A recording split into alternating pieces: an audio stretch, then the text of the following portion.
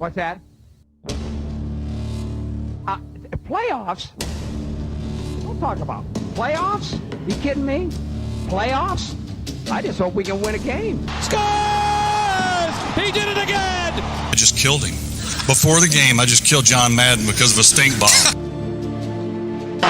Split special teamers, and now Brown is off to the races.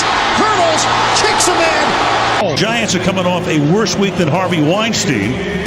That was the most exciting thing to happen tonight. Game's over. Game is finally fucking be over. Ed, you got to turn your mic on. I think. Got his hand on the button. And now, our feature program. Hey guys, how's it going tonight? It's going. What's up, Travis? Not too much, Chris. Not too much, Jeremy. So tonight, Nate's not with us. Nate's on vacation this wonderful night with the little lady. Lucky bastard. Yeah, he's up on the Cape. Oh, I should say down on the Cape. He's on some beach somewhere. Yes. We got a video to prove it. It's very dark on that beach, so we can't really see what he was looking at. We don't want to see. No. So tonight, in a few minutes, Gail will probably be joining us. She's got a few things she's got to finish up upstairs, and she'll slowly get herself down here. Well, she does move slow this time of year. Well, we're getting close to the end of the 9 months, so yeah, it's getting slower. Exactly. In a couple of weeks, I may be taking a little hiatus, and hopefully Nate will be back by then. But we'll see. Me and Chris can run it.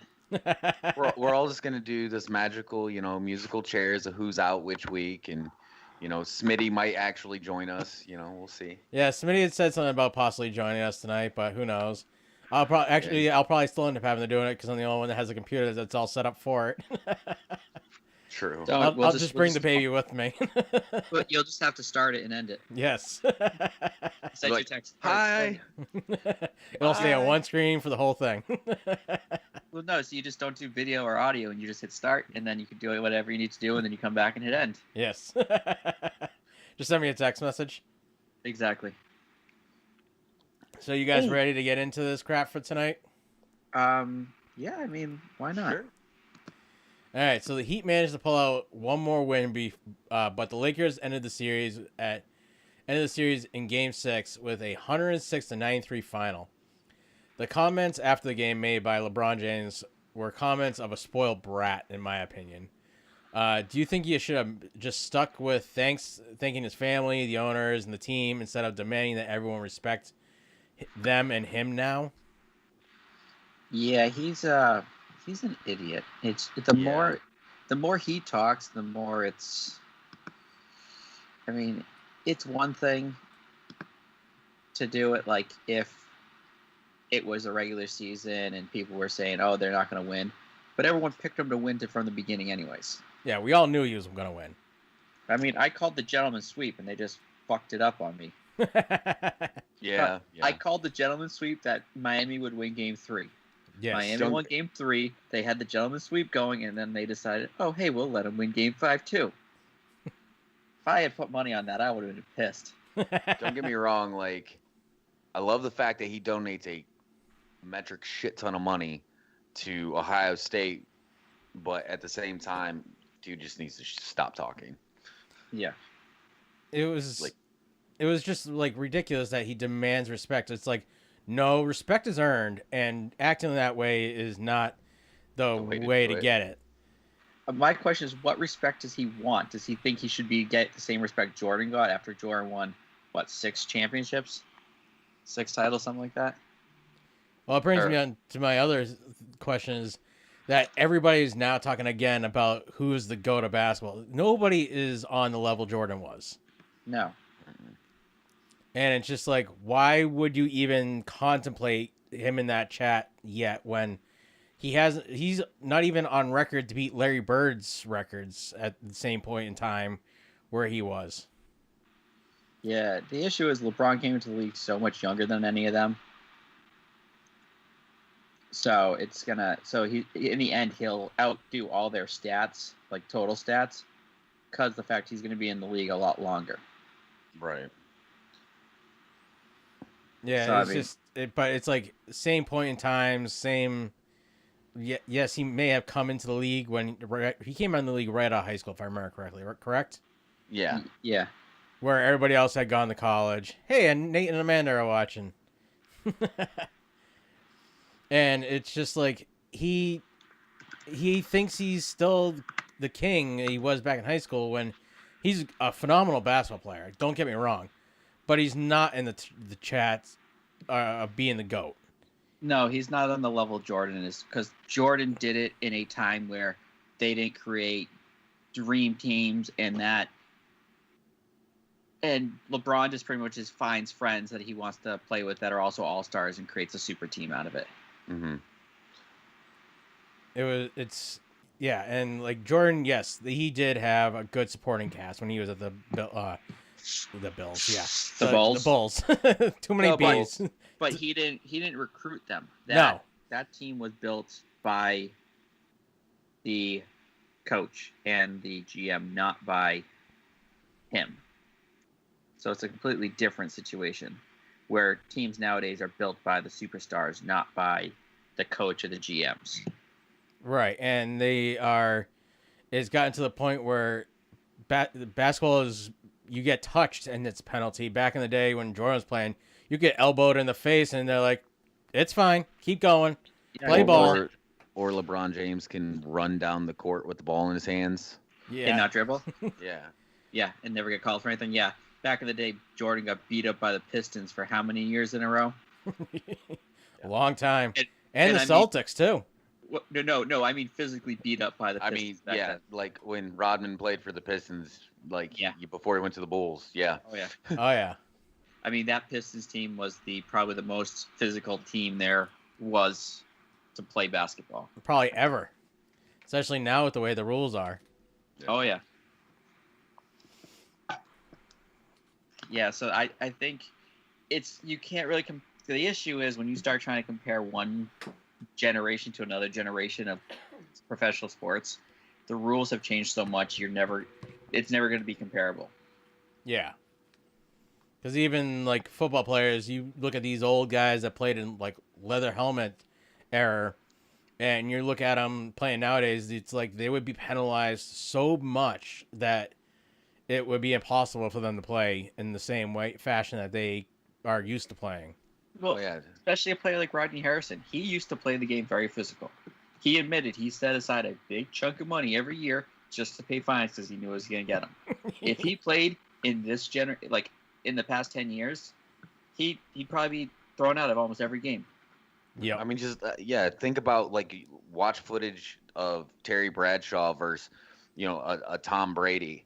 Like Bradshaw would get his head taken off, and nothing get called. Brady barely gets touched, and or any quarterback in today's league, barely gets touched, and it's roughing the passer. Yep. Yeah. Oh yeah, it's a little ridiculous nowadays. Well, moving on from that. So the NFL. The NHL free agency begins on Friday, October 9th. Began. So that was last week. Yes, that was last Friday. So the moves made so far are Alex. All right, Jaron, you're going to have to do this one. I was waiting for it. I was too. I'll try it. Pellegrino from St. Louis to Vancouver, I'm guessing? Chris, you want to enlighten him on how to pronounce that one? So Alex Pietrangelo, Not even St. close. Louis to Vegas overnight. Yep. 7 years and $61.6 million. Wow. That's like football money. You don't see that very often in NHL. You do more often now. That's a big loss for St. Louis, though. It is. Well, they paid a nice, huge chunk of change to get him there, so. Then we got Taylor Hall from Arizona going to Buffalo for 1 year for $8 million. Torrey Krug from Boston to St. Louis. That was sad. For 7 years, $45.5 million. Jacob Markstrom from Vancouver to Calgary? Yep. Oh, sweet. 6 years, $36 million. Jerry, you could have helped me and type these things out. TJ Brody from Calgary to Toronto for 4 years, $20 million. Boy, they just wanted to stay in Canada, I guess. And from Chris Tanev. Yeah. From Vancouver to Calgary for 4 years, $18 million. So these are just the high end, like the higher. Yeah, those are like yearly. I based it on yearly salary, not on overall contract, because you got a few that are out there that are like 5, 6, 7 years for like 10 mil, but their yearly salary is so low, it's not worth putting it on. Right. Even the 18 million is kind of getting close there. Yeah, he was the after that it had a significant drop down to like 2 mil a year. So I went, okay, there's the point. Yep. So any of these were surprises for anybody? Well, Taylor Hall was a surprise. He's a good player, but he's not. He's a good hockey player, but he's not a good team player. So it's pretty much a 1-year prove-it deal on a really bad team. Yeah, I was going to say, Buffalo's not great. So he's probably going to go out there and put up a ton of points, get a ton of points, and pretty much pad his stats. So then next year he can go out and find a team and make a long-term, multi-year, big money deal. So you don't think that if Buffalo offers him, if he proves himself, Buffalo won't offer him a long-term deal? I don't think he'll take it.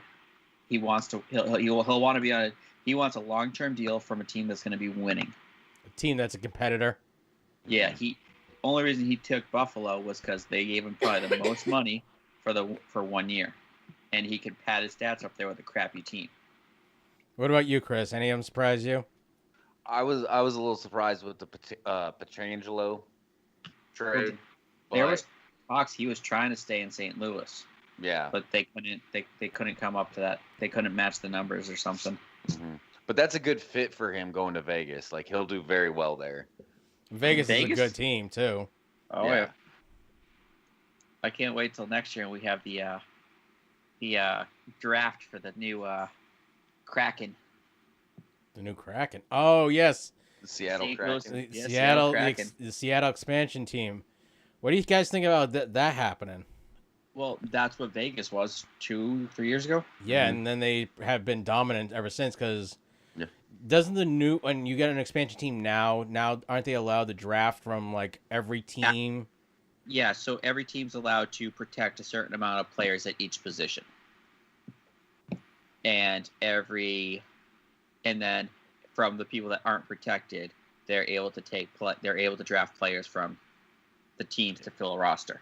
Mm-hmm. That gives it a even playing field to kind of build your team up, and now you have a veteran core, and now you can add new people and whatnot. Mm-hmm. You can add a few rookies, but you don't have an entire team of nothing but rookies. Yeah. Yeah, because that's how they used to do it, and it used to take forever for them to become good teams. Well, and that was their issue where expansion teams didn't want to come into the league because it's so hard to become competitive. Where if you already have a lot of veteran players, now you have the ability to really get that team going. You're at least competitive at the aspect. Yeah. You're competitive from the get-go, not 10 years down the road. Exactly. So moving over to little kid football. Nick Saban from Alabama, the Alabama football coach, tested positive for coronavirus yesterday, if I remember correctly, right? Yeah. So do we think this will have an outcome on the Georgia game this weekend? Isn't it postponed? No, they're playing. Oh, that's right. The what's it called is postponed. What game was that? Well, from what because I was putting up some more drywall today, listening to ESPN, it sounds like the Nick Saban's offensive coordinator. Yeah, Steve Sarkisian. Yeah, he's taking over the head coaching position. Oh, it's LSU versus Florida. Yes, that was postponed. Yeah, that one is postponed. Florida has like 30-something, positives. Yeah. But, Steve Sarkisian's taken over as the head coach, and he does have head coach experience. He used to be the head coach for USC. Oh, so it's not a minor pedigree either. Mm-mm. Trash, did you literally skip right over MLB? Oh yeah, I did. We'll go back to that. I think not having Saban on the sideline is going to affect it to an extent, because he can't have any contact with his coaches or anything during the game. So, I think it's going to affect it a little bit, but I don't think it's going to have the impact that most are thinking. So he can't have any contact even during halftime? Mm-mm. Okay. It's just like as if he were suspended. Like when Urban Meyer got suspended last year or a couple years ago for those 3 games. During the games, he couldn't have contact with the coaches or players. See, I'm surprised they didn't change that. They didn't make it a change. So what I'm hearing today from ESPN, from WEEI up here, the sports radio, is that if he's at home, he can't have contact during the games with his players or his coaching staff at all, whether it's by phone, microphone, or whatever. But if he's in the stadium, quarantined to a room or a box or something like that, he can. Oh, see, I haven't heard that. Yeah, so that's what I was hearing, is that if he was, as long as he's not watching it on TV, because I'm thinking the only reason I can think of is because they think the commentators could give a little more insight and give him more ideas of how to fix things. And it's a better viewing angle from the sideline. Right. Mm-hmm. So, or up in in a box up in the stadium itself, you're still not seeing everything you can see on TV, and you're not hearing everything you can that you're hearing on TV. Yeah, and you don't get all the replays to see exactly what the players did. You got to see it in real time, and that's what you got to adjust from. Right. So that makes sense. So that's what I was hearing. What do you, Chris, especially you as a college aficionado, because college football isn't big up here. Right. And college football is huge down where you're at. What do you think about that kind of trade-off, whether it's a good thing, maybe he can be quarantined to a room but still be help coach, but without being physically with his players? Well, I think it kind of depends. Is he just isolated in the room, no visuals, anything on the game, just getting feedback from the coaches, or does he have a certain video feed that he has to go off of that may be different than what you or I are seeing? So if he can still see it and give feedback, it's almost like he's on the field. It's not the same thing, but close. Right. So what I'm gathering is it's more like how I know a couple of colleges do it, but it's mostly pros. Like an offensive coordinator will sit up in a box and do the calls from the box instead of being on the field. There's some coaches that refuse to ever sit up in a box, the Pats offensive coordinator. He can't sit in a box. He wants to be on the field. He wants to adjust on the field. Mm-hmm. But there's some offensive coordinators, they call everything from the box, and then they call down to the field to talk to the players, and they have a headset on, so they're talking to the other coaches. I think it's something like that. That they would be looking at. Yeah. Where they don't have a screen, they're just literally through a window. Okay, so yeah, if it's something like that, I think, I mean, it's just almost, it's not quite the same as being on the sideline, like Jeremy said, but it's close enough to where he can, help make adjustments, tell Sarkisian, hey, this is what we need to do, this is what we need to kind of work on, or this is, the adjustments that need to be made. And it's, I don't think if that's the case, I don't think there'll be much drop off, but we'll kind of go and see how it goes, because Georgia, if they can show up first half and, kind of keeps that offense in line, they have a good shot to win. But so far this season, they haven't had a good first halves at all. So they've had to make so many adjustments at halftime. Mm-hmm. They've come out. So Georgia's come out in the second half, and that's where they've dominated. So apparently the AD also tested positive for Alabama. Mm-hmm. The AD, that's the athletic director. Yes. He's going to self-isolate at home and will oversee Alabama's practices via Zoom. Talk about on-the-spot updates here. Yeah. Right. Well, that's what we have you here for, our on top of thing updates. our resident Google machine. Yes. No, this is ESPN on the side over here. Well, I haven't even went to the Google machine yet. he's over there typing like his computer assaulted him or something. Yeah. I always do. Like, I who could hurt hear you? it. I was like, what the hell? Who hurt you? I always do when I type. Well, as he said, his laptop's 11 years old, so it's got the old keys, so they make noise. 9-year-old, yeah. So let's finish up with college, and then we'll go back to baseball. Were we surprised that Ole Miss kept the game as close as it was the final, with a final score of 63-48 in favor of Alabama? Holy crap! What kind of game did I miss? Right. Like, it was a high-scoring game, and it was close for probably about 3/4 of the game. People were saying that Ole Miss, their defense was, or their offense, their offense was calling out, like, the shifts that the defense was going to make before they did it. So somebody was, there were rumors going around that Ole Miss's offense had, Alabama's defense's calls and all this. I think it's just, Lane Kiffin, he's a protege of Nick Saban. So he knows how to play, or how Nick Saban coaches, because he coaches a very similar style. Yeah. And, knew kind of what to expect. But I was surprised that Alabama's defense actually gave up 48 points. That's pretty, few and far between when that happens. Yeah, that's a huge scoring game. I don't remember the last time I saw a football game with a score like that. That wasn't a high school game blowout. Probably a couple years ago, LSU and A&M, when they went like 6 overtimes and scored like 72 points each. Holy crap. I remember that. Yeah. I remember hearing about that. I remember saying, holy crap, how does that happen? Yeah. So, and for Nate, the Raging Cajuns are 3-1 in the Sun Belt Conference.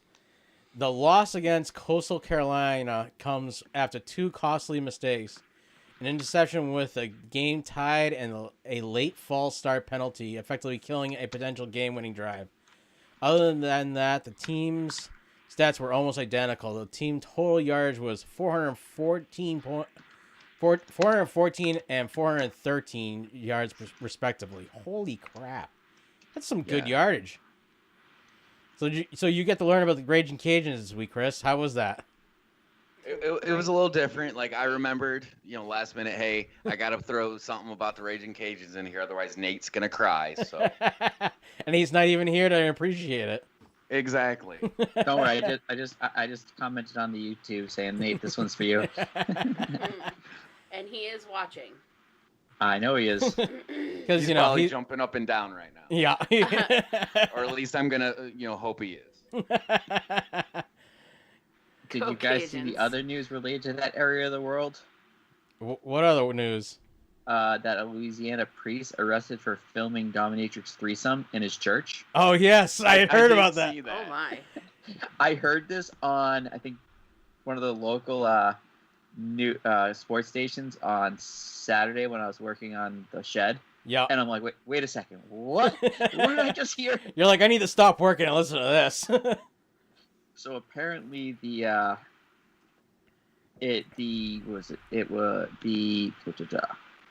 Archbishop says he burned the church altar where the priest had done the deed. Because the fact it was filmed and everything, so they burned the altar where it happened. That is phenomenal. I'm not sure if they left it in the church to burn it, or if they took it out to burn. But the Archbishop said that he burned the altar. That's incredible. Fire to the altar where the deplorable act took place. Was it really that deplorable? It was only a dominatrix. It was 2 dominatrix. Oh, even better. 2 for 1. And it was being filmed. So. That's fun. Yeah. I heard it. I'm like, wait a second. What? And Chris didn't hear about this. I'm surprised. Oh no, I heard about it, I didn't go into that much detail. I just saw that it happened. I was like, what the hell? Chris is just like shaking his head. Why? How? He's going to hell. It's like, I'm not even mad. I'm just kind of impressed. Like, really? I'm not even mad. I want to know if they came in for a confession and he convinced them otherwise. I don't. That's I'm one not hell of sure. a confession. If that was the case, I'd assume he's pretty good at his job. Forgive me, Father, for I have sinned. No, it's forgive me, Father, for I am sinning. I wonder if that was in the video. I don't know.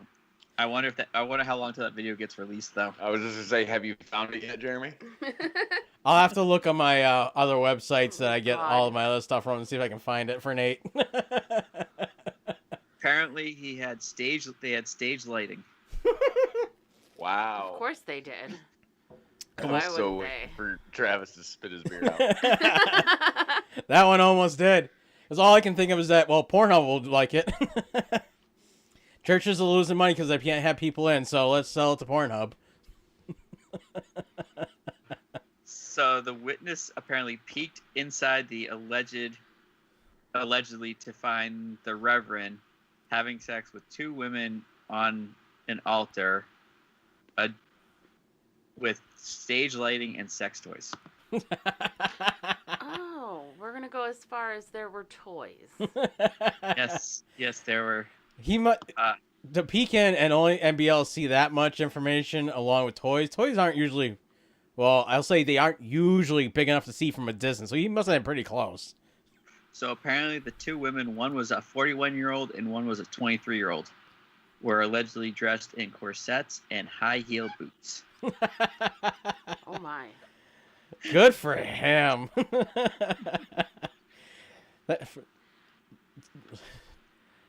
Yes, my daughter. That'll be 30 whackings to my rear end. Yeah. There's a special place in hell for him. The devil's waiting. I think wants the devil to wants the other two, congratulate not him. Yeah. If you click on the link I shared on the thing, I added it after the Raging Cajun. That's the New York Post version. So let's go to baseball. Talking about the Evil Empire.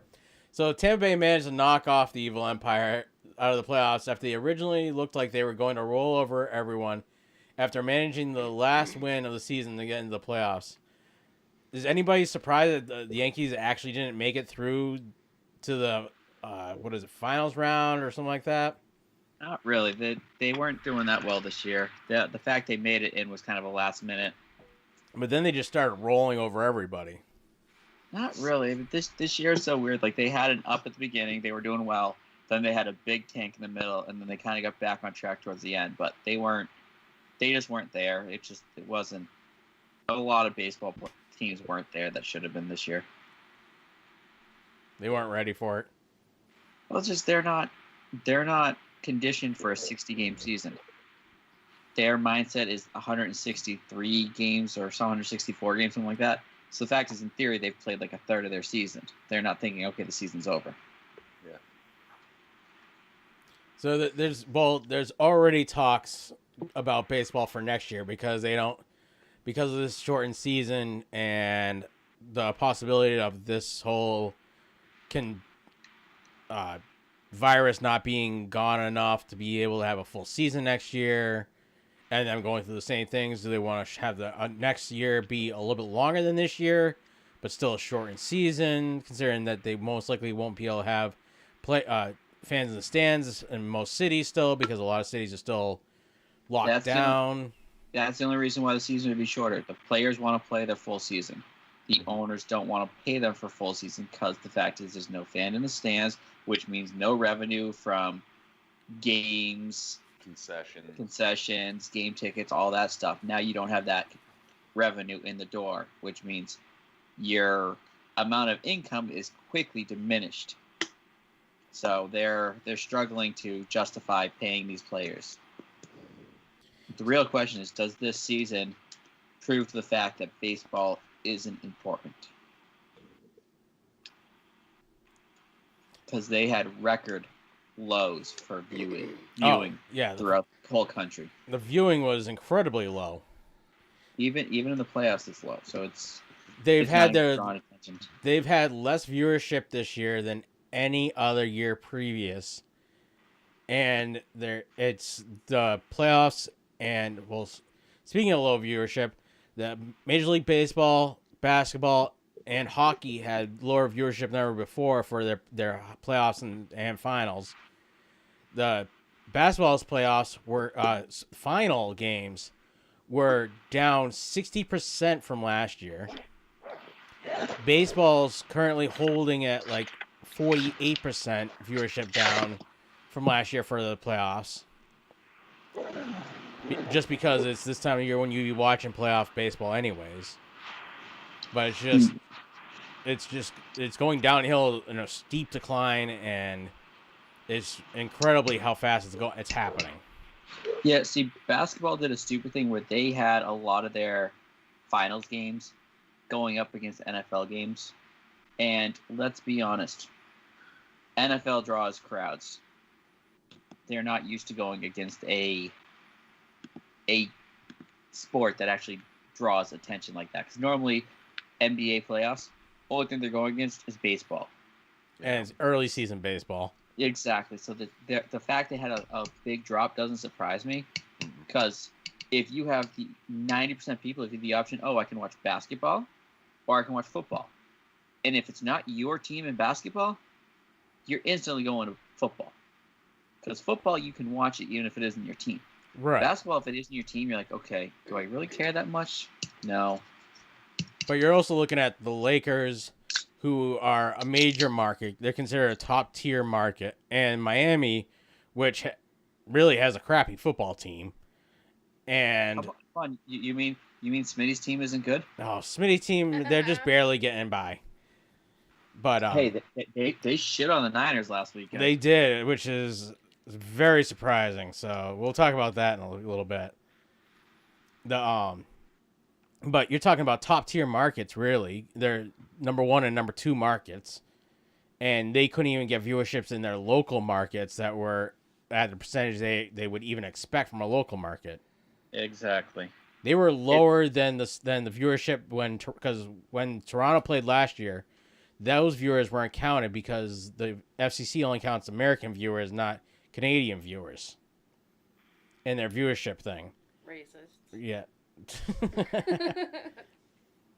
That's not racist. That's called countryism, I think.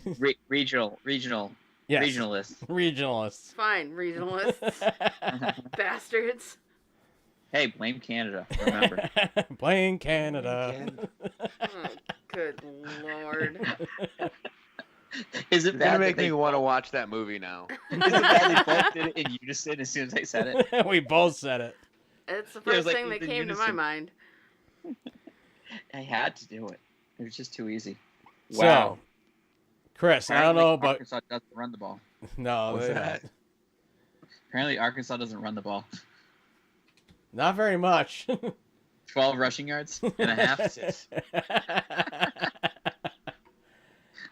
But they're holding their own against Georgia State. Yeah, because they're throwing the ball for like 300 yards already. Yeah. So, I don't know about you guys, but Gail has sucked me into watching The Masked Singer. It's amazing. So, I do from time to time. I actually. watch it with Shannon, so yeah. So, I this watch past it from time to time. Wednesday, we had a previous NFL New York QB as the baby alien voted off. Do you guys know who it was? Chris, butt fumble. Chris enlightened me. He said it was the butt fumble, and I'm like, oh, so the Sanchez got eliminated again. That Yes. was a clue. I would have known immediately. Did you guys see it a few weeks ago when Busta Rhymes was on it? Yes. As soon as he started singing, I'm like, I know that voice. I'm like, it's Busta Rhymes. Yeah. The wife and kids look at me like, who? Yeah. Well, nobody I remember when he was the fastest rapper to rap ever, and then now there's a couple of guys that can compete with him. But it's just the minute you heard him, it was like, that's Busta. He has that very distinct voice. There's no one has that comparable voice, like that tone and that No. aggression Not to at his all. voice.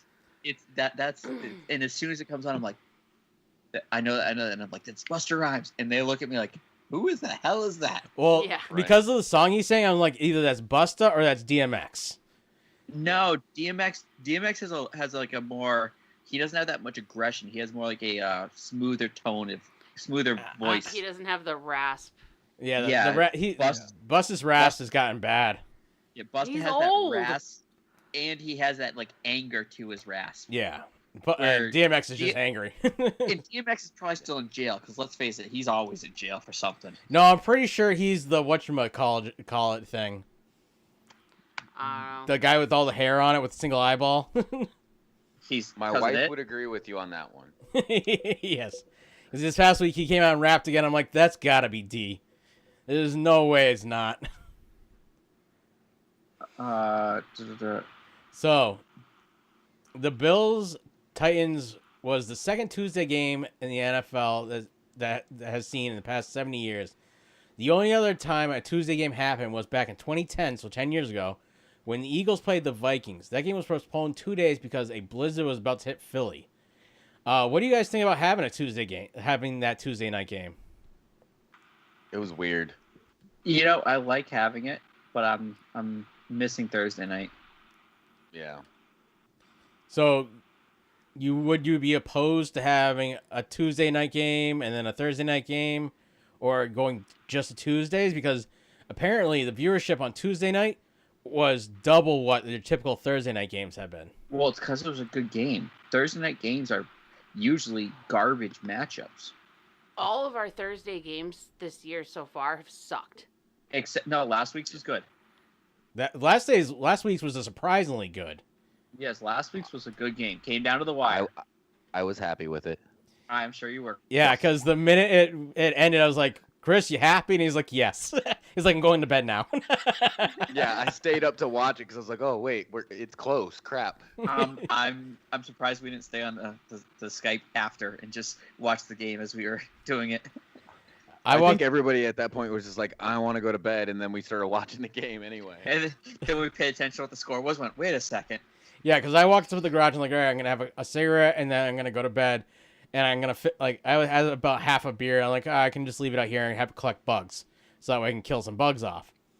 And then next thing I knew, I was like, Jesus Christ, I gotta stay awake for this. I'm gonna watch this. So I sat in my garage with the TV on, drinking my beer, smoking my cigarettes. So DMX has been out of prison since January 25th of 2019. Yeah, so he could be on this show. but he's on a 3 years of supervised release. So you're saying there's a chance? I'm saying there's a chance. I'm gonna have to.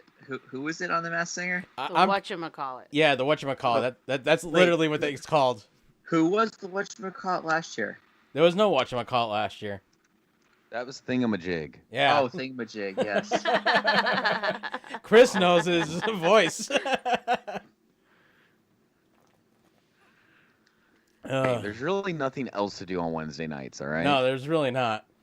I watch it on Thursdays because... What was that, Gal? I watch it on Thursdays because he downloads it, and then I watch it during the day while the kids are doing school and Connor's at school. So apparently the general consensus online is it's Wiz Khalifa. It could be. That is a good possibility. I think I'm gonna have to go back and listen to give you a head to let you know what I think. I don't even know who Wiz Khalifa is, so I was another rapper. I was super surprised with the giraffe. Connor made a guess as to who it was, and he thought it was someone from Hamilton, the musical on Disney Plus. Yeah. Yes. And then Travis was online, and it came up that was actually one of the main people that everyone thought it was. Yeah. And he was like, Mom, I know who it is. It's this person from that show. And I'm like, maybe.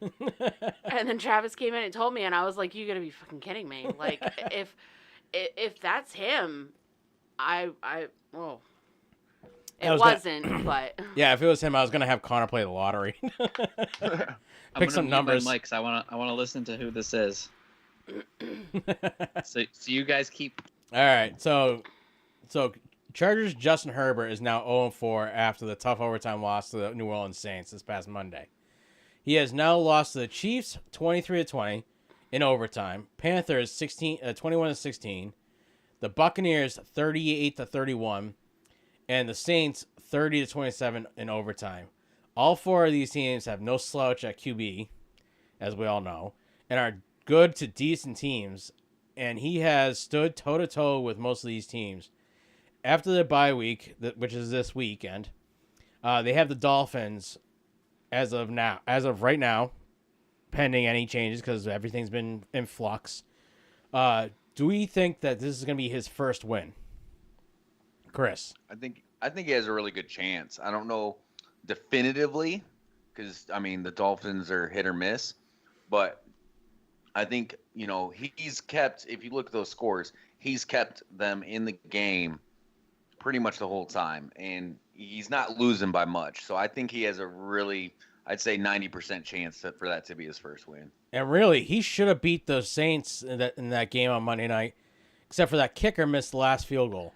He marched them down the field, final seconds of the game. They sent the kicker out who's been known to hit big-time kicks all year long and previously in his career, and he just shot it wide. I think he's going to be the next big thing in the league. He has that arm. He has the presence about him. The spotlight's not too big for him. Game's on the line. He has no question. He goes. Yeah, standing toe-to-toe with Brady and Breeze and Mahomes and putting Mahomes and both Breeze both in overtime. That's not an easy feat to do with those two guys. No, I have a feeling he's gonna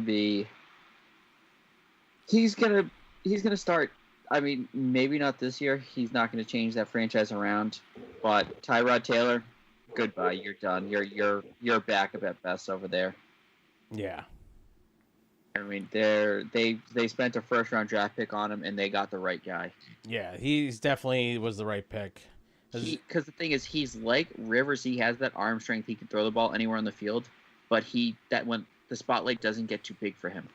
Where Rivers, you always saw at the end where the spotlight was on him, and it always seemed like it just got too much for him. Even in college, he was really good because going into his senior season at Oregon, he was projected to be the Heisman winner, but then Trevor Lawrence and Justin Fields just came out of nowhere pretty much. Yeah. But he was projected to be the Heisman winner going into his senior season. So it's just weird that he went to a senior season. Oh, I don't blame him for going to his senior season. I don't think he started his freshman or sophomore year. I think he only started junior, senior. Yeah, but what's his name? Burrow only started that last year and still was the number one draft pick. He had 2 years. Oh, that's right. He finished the year at LSU and then he started the next year, right? Mm-hmm.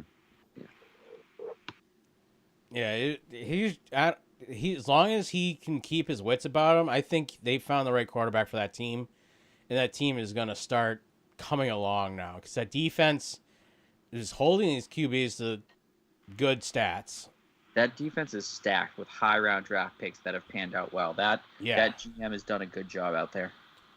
So this is showing that by being able to pick correctly in the draft is paying off. Oh, it is. That team is stacked, offense and defense. I mean, the receivers he has to throw the ball to, it's just that team is stacked top to bottom. Yeah, because he's only got one veteran receiver that's like a notable name receiver, right? He has a bunch of receivers that have made their names for the Chargers. Right, but the guy that I can't remember who he's been who his main target has been. His main target has been Mike Williams. No, who was he? He was all over him last week.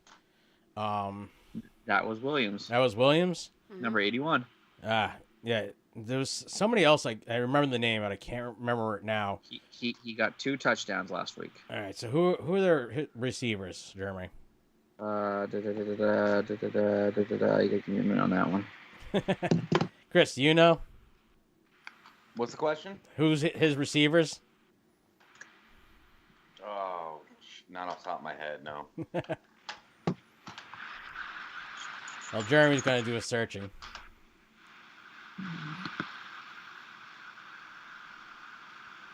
Oh, where'd it go? I want. Come on, give me that. There we go.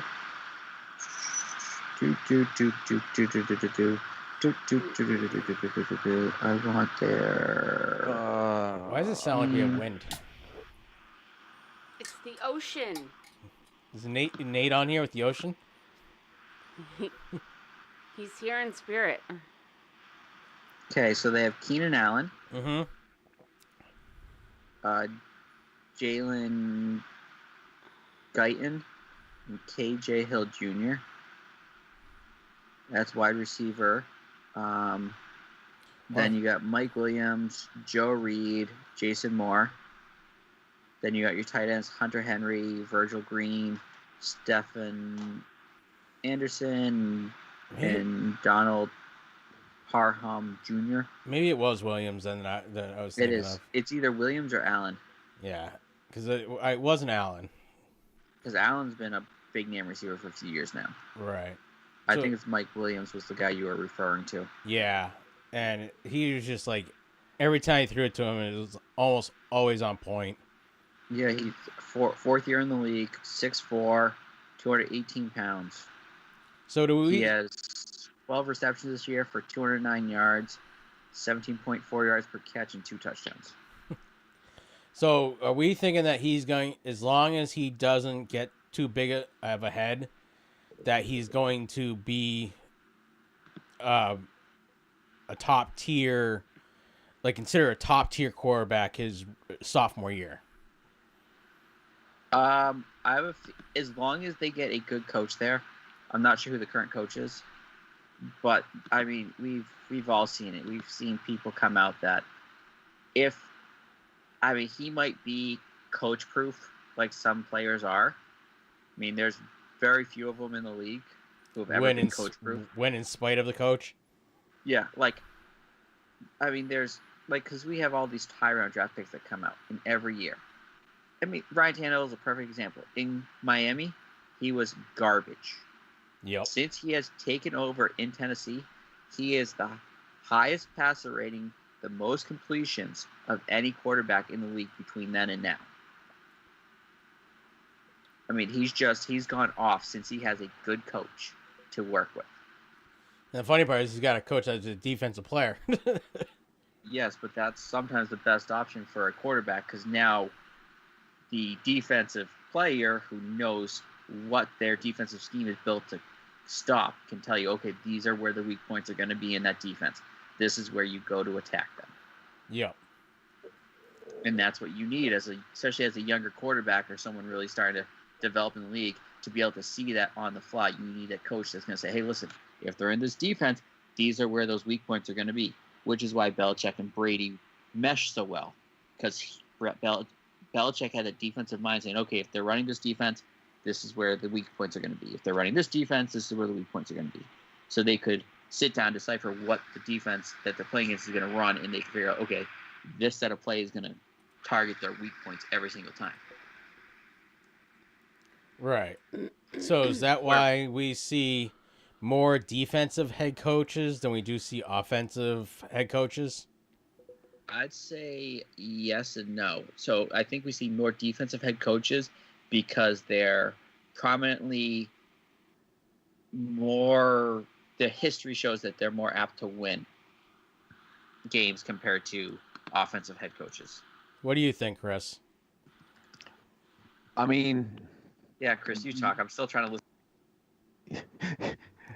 I think, defenses win ball games, so if you have a good defense, a lot of GMs will look at it as, okay, well, if he has one of the top rated defenses in the country, he's going to know how to beat the top rated defenses in the country, one way or the other. It's kind of building off what Jeremy said. So, I mean, I think that's why you might see more of it. And you see some of these really high level offensive guys, like the, what the hell is his name? The dude from the Cowboys that's coaching for the Giants now. Jason Garrett. Thank you. I told you, I'm like an encyclopedia of knowledge. Yeah. I just couldn't remember his name to save my life. But, shitty head coach, pretty decent offensive coordinator. Well, he was a But- former quarterback for the Cowboys back in the day too. Right. So, these offensive guys might not, if they're strictly offense minded, they're not looking at the big game plan necessarily, where the defensive guys might be. Oh, and Gale, definitely not DMX. Go listen to DMX songs. He has he has a lot deeper of a tone of voice. Well, he's gotten old, so. Yeah, your voice doesn't get higher as you get older.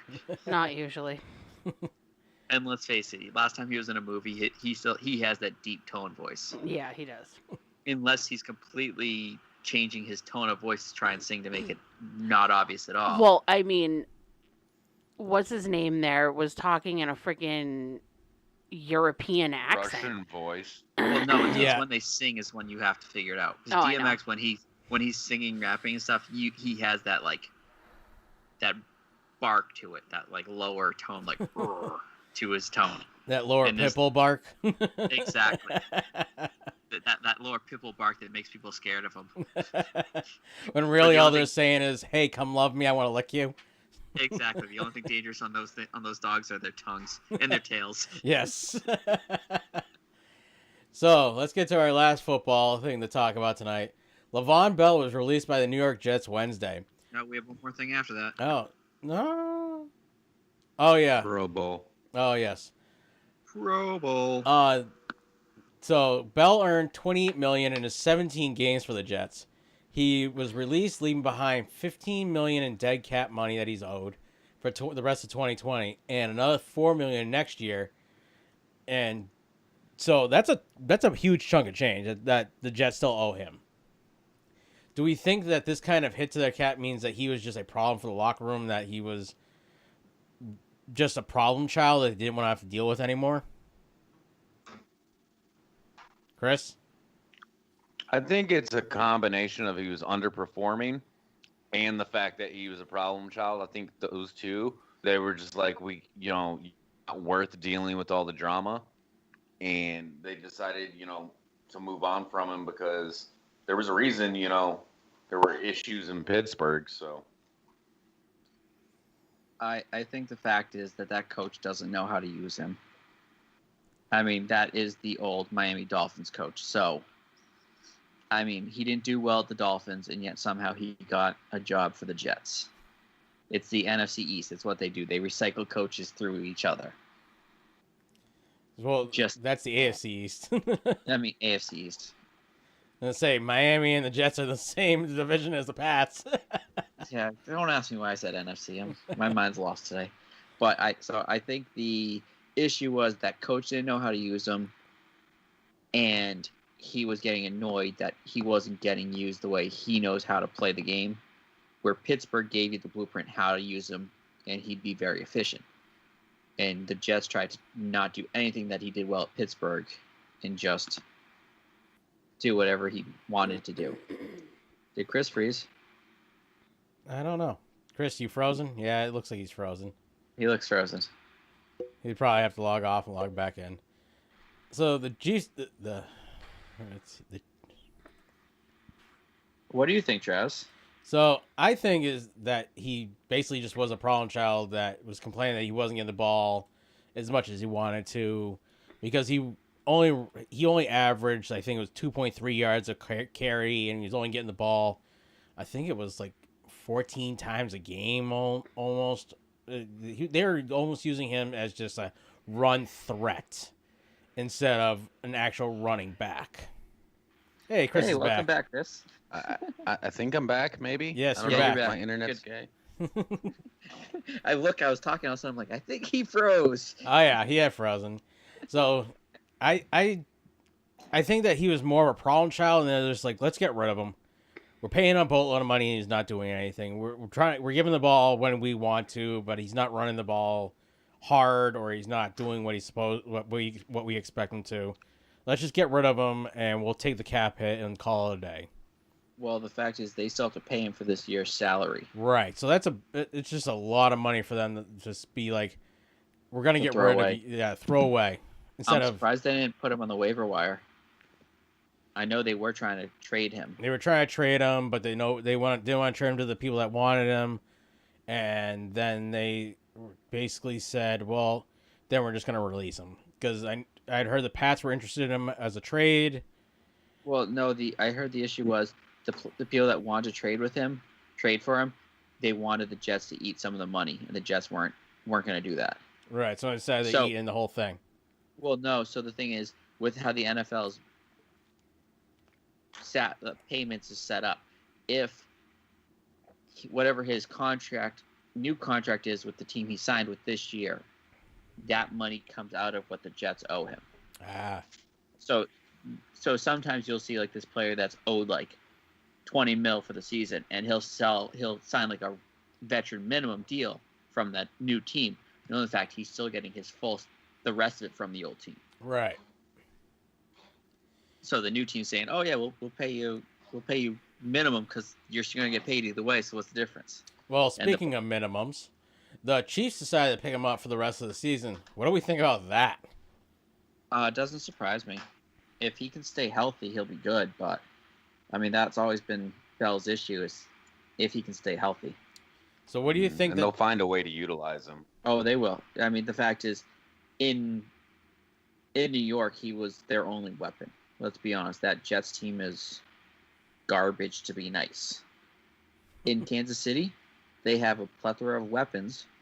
So I think they're going to utilize him, screens, running the ball from time to time. They have the weapons they have there. They probably are signing him for dirt cheap.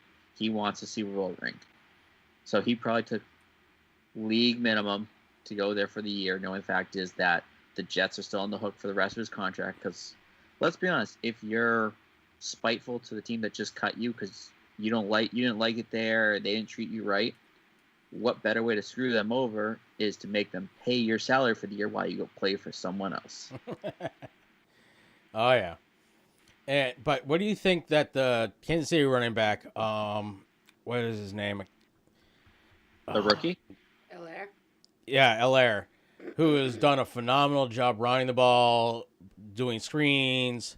What do you think he's thinking now that if they're going to bring in Bell? I'm thinking they're going to tell him, say, hey, listen, it's a 1-year deal with Bell. You're our long-term answer. We don't want to kill you the first year. Running backs especially he's a rookie. It's not like he's in a contract year. If he was in a contract year, it'd be something different. He's a rookie. It's, hey, listen, we're going to bring in a veteran. We want you to learn from him. He was one of the best in the league for many years. And let's face it, Bell's what, like 26, 28? He's 28, and next year he'll be 29, looking for a new deal as almost a 30-year-old running back, which is old for running backs. Yeah, most of the time, once you hit that upper 20s, you don't get really many deals, which is why running backs will hold out to really push that second contract for big money. Because after their rookie contract, they want that big money because they know they have that payday and possibly one more small one after that, but very minimal. Right.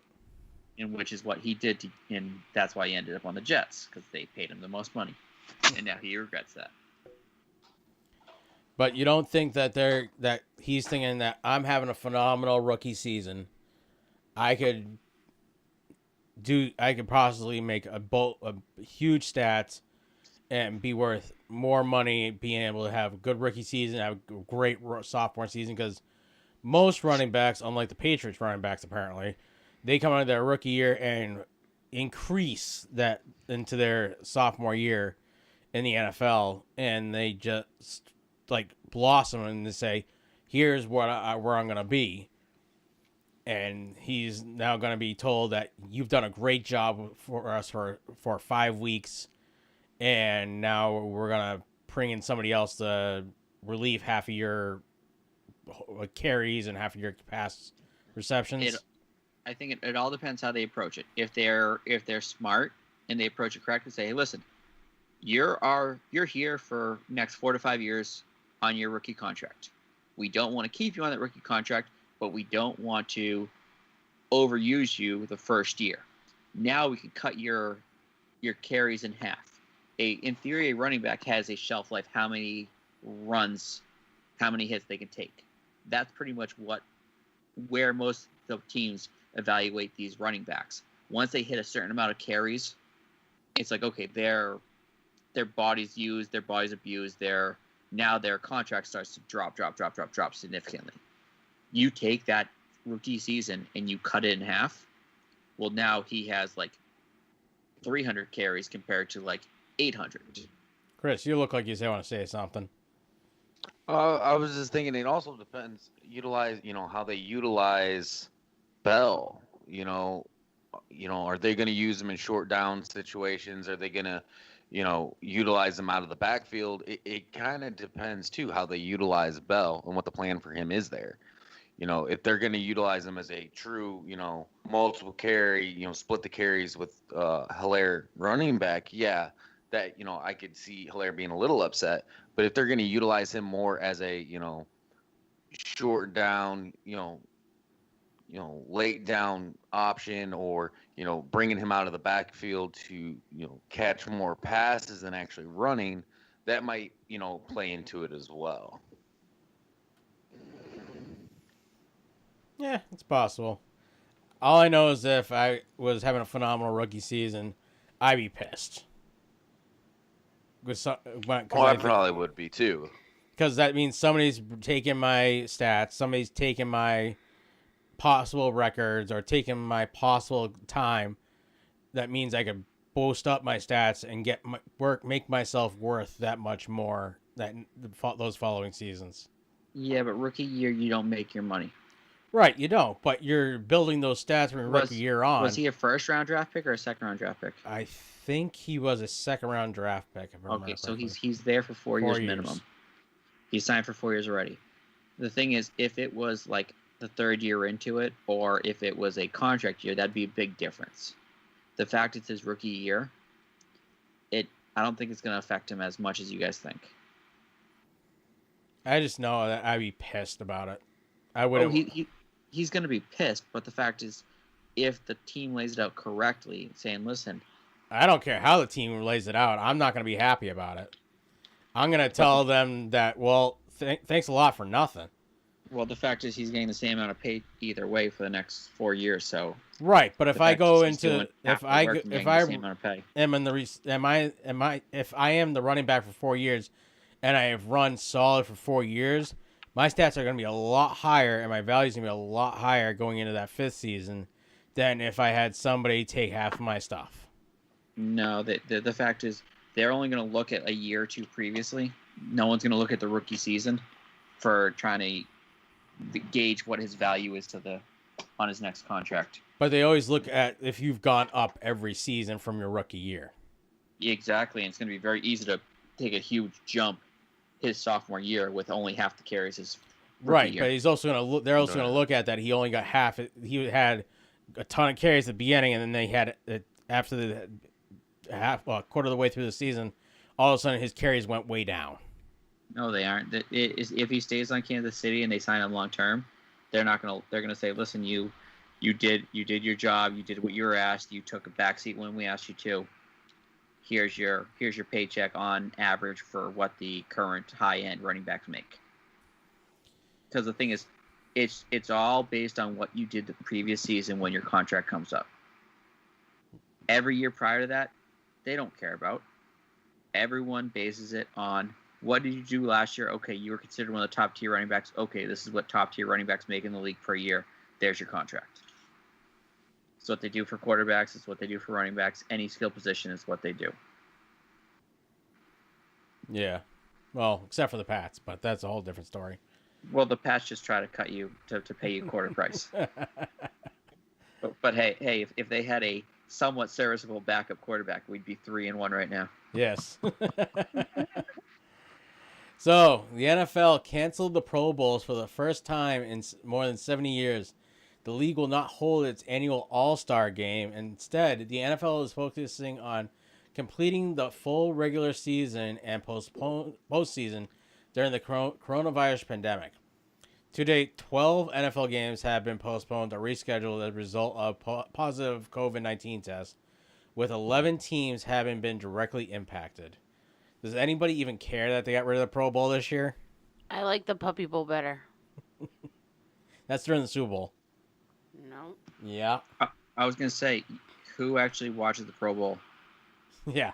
Like the skills competition stuff's the only thing to watch. The Pro Bowl itself sucks. And there was something online that I read that they are going to re-envision the skills. Competition. Yeah. So that they can still have that. And they're still doing the voting so that you can vote the players onto the Pro Bowl teams. Yeah, because players have incentive-based bonuses if they get elected to the Pro Bowl, selected on Pro Bowl and whatnot. Chris, do you even care that the Pro Bowl's gone this year? I could honestly care less. Well, look at that face of disappointment right there. Yeah. Well, he might actually have players like- from his team make it to the Pro Bowl this year for the first time. Very true. Very true. But I mean, like Jeremy said, you know, I watch the skills competition most of the time just because like you can actually tell the players are having fun with it. Whereas during the actual Pro Bowl game, it's garbage. It's like, a half-assed two-hand touch. Let's not even try. Their goal is to not get hurt, and there's that one or two rookies that go off because they're trying to show off, and they get Pro Bowl player of the game. Yeah. Yeah. That's all it pretty much is. Hell, every year. I'd rather go watch a pickup football game from a bunch of old 40-year-old drunk guys on Thanksgiving playing football, having fun, and actually trying to win than I would enjoy watching the Pro Bowl every year. Well, I mean, the Pro Bowl skills competition showed you just how bad of a passer Lamar Jackson was last year. Yes. And Kansas City exposed every single inch of that when they played. If you make Lamar Jackson throw, he can't throw. So, let's get to this week's power rankings. Since Nate's not here, Jared, do you want to do these ones, or do you want me to? I don't think he's listening. Chris, you want to do them? I can do it. You do it. So, all right. So, at 32, we have the New York Jets with an 0-5 record. Woo. 31, the Giants with an 0-5 record. At 30, the Atlanta Falcons with an 0-5 record. At 29, down one from 30, the Jacksonville Jaguars with a 1-4 record. Holding strong at 28 is the Denver Broncos at 1-3. The Washington football team down one from 26 to 27 with a 1-4 record. Cincinnati Bengals up one from 27 to 26 with a 1-3-1 record. The Lions are sticking around at 25 with a 1-3 record. Houston Texans drop 1 to 24 with a 1-4 record. Miami Dolphins are at 23. They are up one with a 2-3 record. Philadelphia Eagles are at 22, down 2 slots from number 20 with a 1-3-1 record. The Vikings stay at 21 at 1-4. Los Angeles Chargers are at 20, down from 19 with a 1-4 record. The Carolina Panthers jump up from 22 to 19 with a 3-2 record. At 18, the Dallas Cowboys stay where they were at last week with a 2-3 record. The 49ers drop from 13 to 17 with a 2-3 record. That was a hell of a drop. Yeah. And then at 16, the Arizona Cardinals with a 3-2 record, they stayed the same.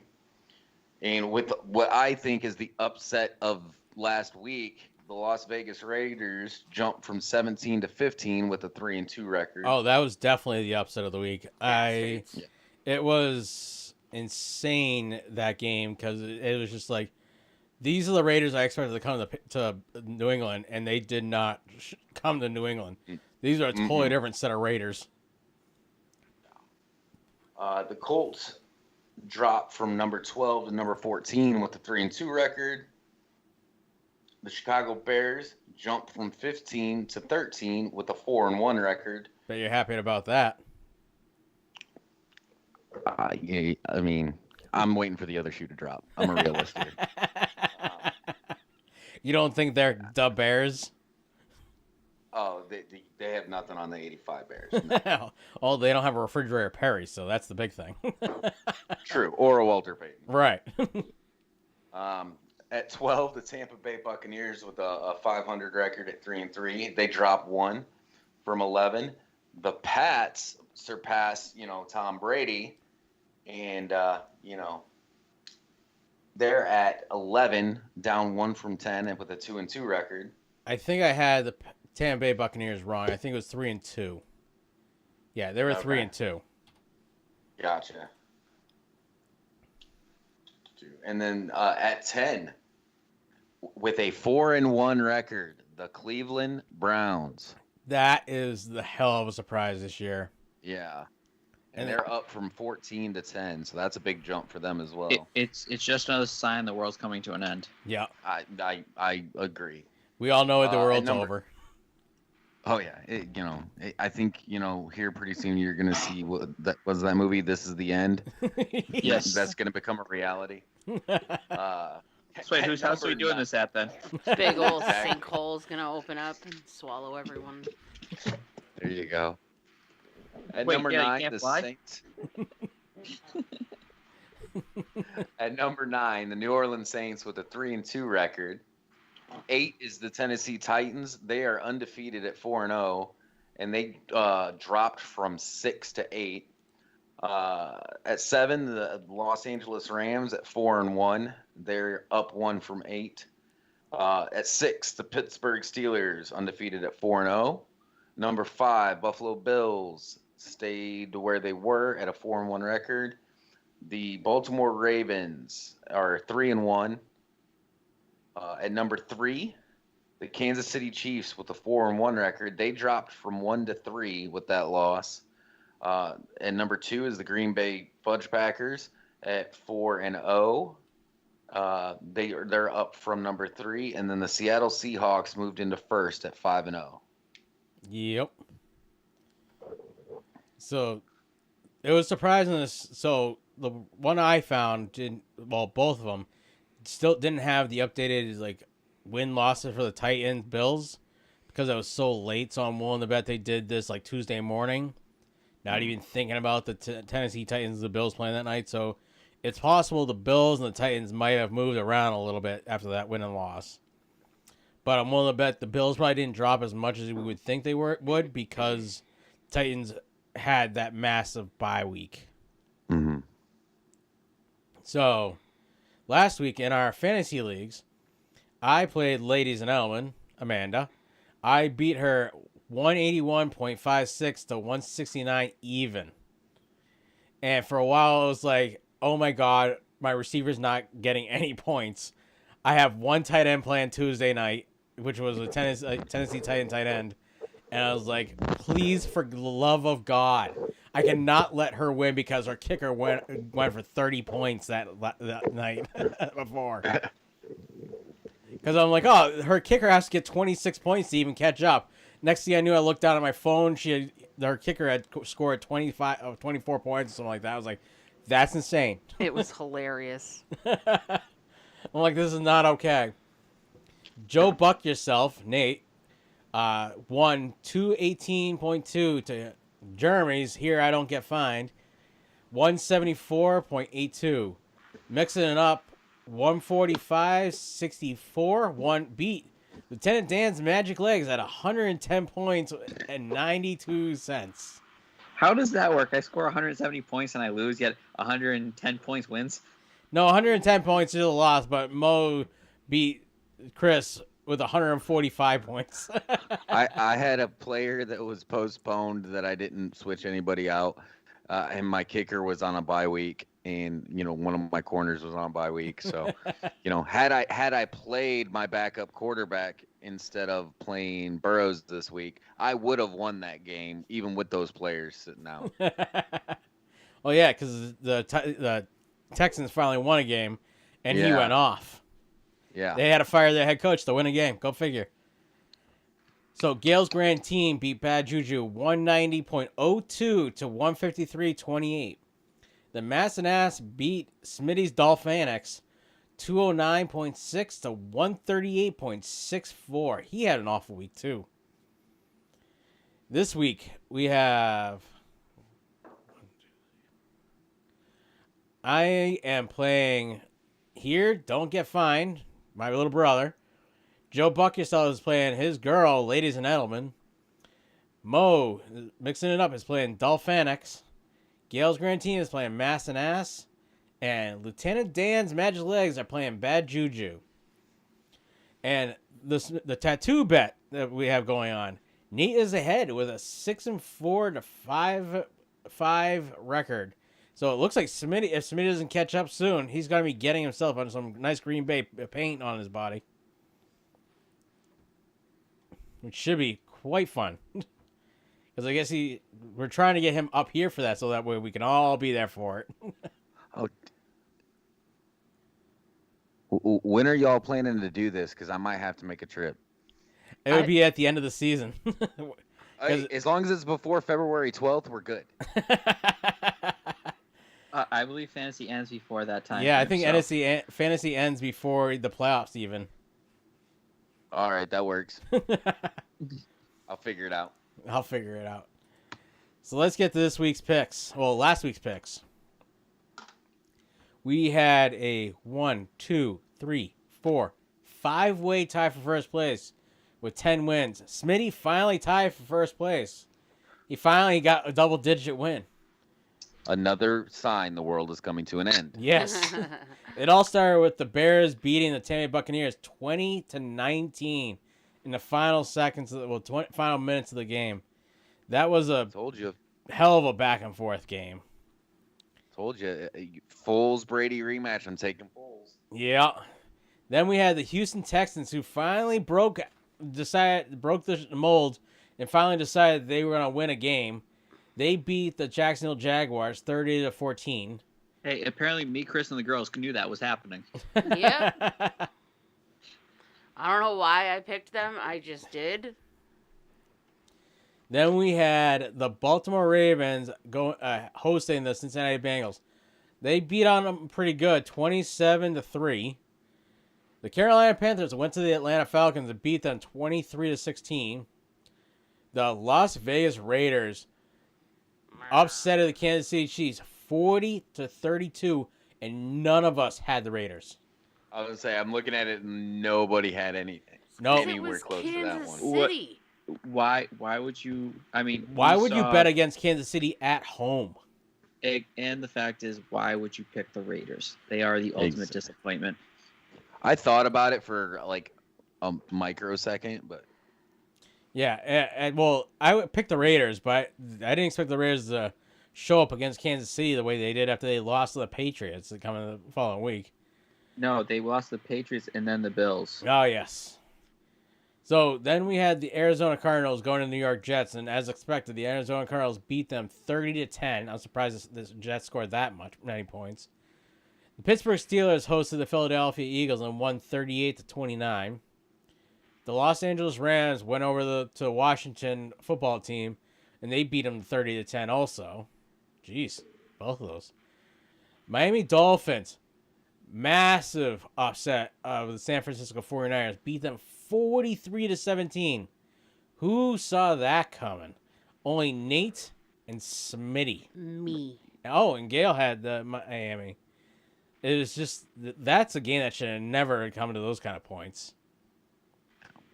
Next, we had the Dallas Cowboys sneak by win after the quarterback went down with what is a disgusting injury, compound fracture of his right ankle. Yeah, and dislocation. Yes, It was quite pretty to watch on the TV as I was doing drywall and putting up stuff. It was disgusting.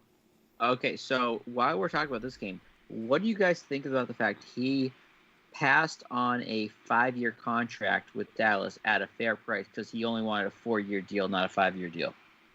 I think he's an idiot. I think he should. Hindsight is 2020, and he should have taken that deal. No. This year's 2020. It all sucks. Yeah, so. It makes sense why he didn't take the deal then. What do you think, Chris? I think he's an idiot for not taking it. His reasoning was he wanted to hit the free agent market one more time before he turned 30. I think it was.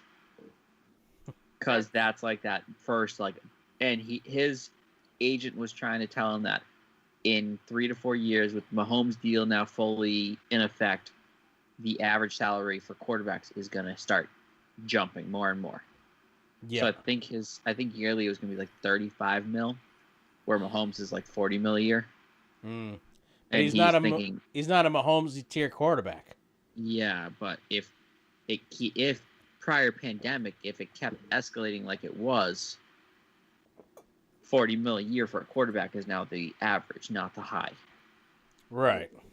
So I think that's what he was trying to bank on, saying, okay, for 4 years I get out of this contract, I get a new contract at 40 mil per year instead of 35 per mil a year, and I make a good amount of money on my next contract as well. Right. And now he's going to be lucky if he even makes a contract for long term. It all depends how Dalton performs and what he's willing to do. Yeah. So next we had the Cleveland Browns hosting the Indianapolis Colts, and the Browns do what the Browns have been doing this year. They beat them 32-23. The Minnesota Vikings went over to Seattle, where Seattle barely squeaked by with a 27-26 win. The Patriots-Broncos game was delayed until this weekend, which caused a lot of upset people on their fantasy league this week. The New Orleans, I'm used to it now. New Orleans Saints. I'm not. I've been back-to-back weeks of people getting bumped because of pandemic-related. Right there with you, Jeremy. So the Chargers, with a possible chance to win the final seconds game, lost to New Orleans Saints in overtime. 30-27. It was beautiful. That was such a close game. I was like, we actually both stayed up and watched it all night. And then on Tuesday, our very rare Tuesday, which I actually kind of enjoyed having a game on Tuesday. I miss not having a game tonight, so I wish they just moved a different game around. But the Tennessee Titans beat the Buffalo Bills 42-16 and made the Buffalo Bills look like a JV high school team. And Smitty is the only one that picked the Titans. Yes, and that was his 10th win. Before that, he was tied with Journey for 9 wins. And I am so glad that I sat that quarterback. Yeah. That was her starting quarterback for the longest time, and then she's like, no, I'm going to sit him. Maybe not this week. You know, as soon as I was thinking, and I'm like, you know what? If the Titans are for real, this is their game to show up. Yes. Because everyone was talking about how, Josh Allen, MVP candidate, that team looks like they're going to be unstoppable. They were talked about in the echelon of Kansas City, that they had taken those steps above, and now they're on that tier. Really, anything that could go wrong went wrong that Tuesday night. Oh yeah. Everything went wrong that night. Well, it just proves to you what a competent coach can do, and what a overamped coach that everyone talks saying, oh yeah, he's great, does with a team when you have that extra time to prepare. Well, he didn't even have extra time they could prepare. They just had extra practice time, really. They had a full week of practice, where the Titans only practiced for 3 days. The Titans didn't practice at all, in theory. The Titans had 1 day full speed practice, but had 3 practices total, because they practiced Friday, Saturday, and Sunday. Yeah, but let's face it, Sunday was definitely a walkthrough at max, and Saturday was probably half-assed, if that. Probably a glorified walkthrough on Saturday. Probably. Well, I'm willing to bet they weren't full speed that first day, but it also shows that these players, when their coaches told them, hey, make sure you stay in shape, go run, go do whatever you have to do to stay in shape, they actually did it. Oh, yeah, these players have bought into the whole, do what we tell you and you're going to win. Well, they've bought into the, let's, everyone's saying it's our fault that we have the COVID, so it's us against the world mentality. Yeah. I heard that a bunch from that team this past week. So, you know what? That's their rallying cry this year. And I wouldn't be surprised if they make it this year to the Super Bowl. The funny part is that was the rallying cry when he was a Patriots player, too. Oh, I know. Where do you think you got it from? He's not a product of Belichick, but he did take some things from him, and the things he took are the things that's going to help him become a great coach. Yeah. Holy crap. I never realized college games scored so high. 42 to 42. Yeah, college doesn't play defense. No, like watch some of the Big Ten games the opening week. You'll see teams put up 65 to like 6. There's like 5 teams in the whole college football league that actually have a defense. That actually play defense? Yeah. You got a few players here and there that play, but yeah, most of the time there's probably a handful of teams that actually can play defense. All right, so let's get to this week's picks. So I have Nate, Smitty's, and Amanda's already in. Jeremy, do you have Mo's? I do. All right. So because Nate already got his picks in, I will start off with May. And I am going with the Tennessee Titans. They showed me that they are a top tier team. What about you, Jeremy? Oh, I can't see the game. So we got Houston Texans. Hold on. YouTube's a little delayed here. Yes. We got the Houston Texans going to the Tennessee Titans. I have not looked at any of this, but I will go with the Titans again. I never look at any of this, so... You put them down. You looked at them more than I did. The funny part is I put them down and then go to the next week and put them down. Especially this week. I've been having to move stuff around. So, Chris, what are you going to go with? The Houston Texans or the Tennessee Titans? Titans are at home. Damn it.